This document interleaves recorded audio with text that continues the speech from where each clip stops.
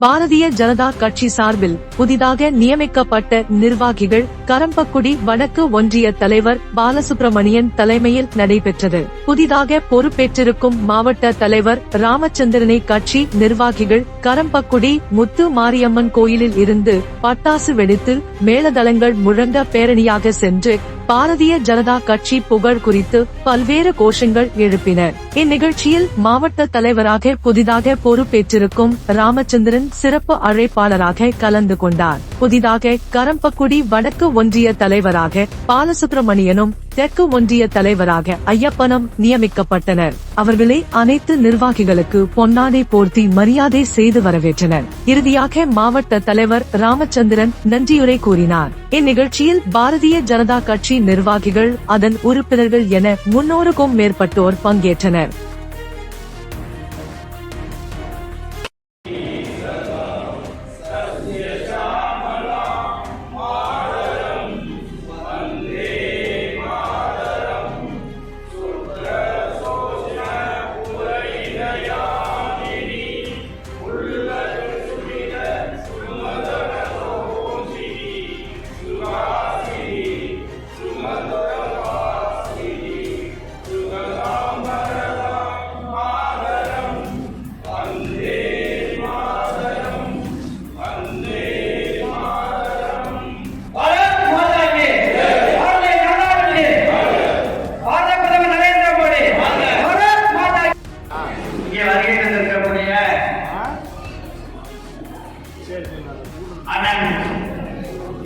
மேற்கு மாவட்ட தலைவர் என் ராமச்சந்திரன் அவர்களையும் மாநிலத்தினுடைய பொதுக்குழு உறுப்பினர் பரமேஸ்வரன் அவர்களையும்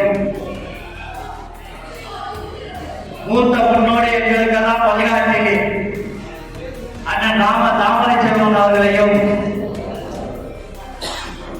முன்னாள் ஒன்றிய தலைவர்கள் அண்ணன் கலியபெருமாள் அவர்களையும் சேசு மாரிமுத்து அவர்களையும் முருகன் அவர்களையும்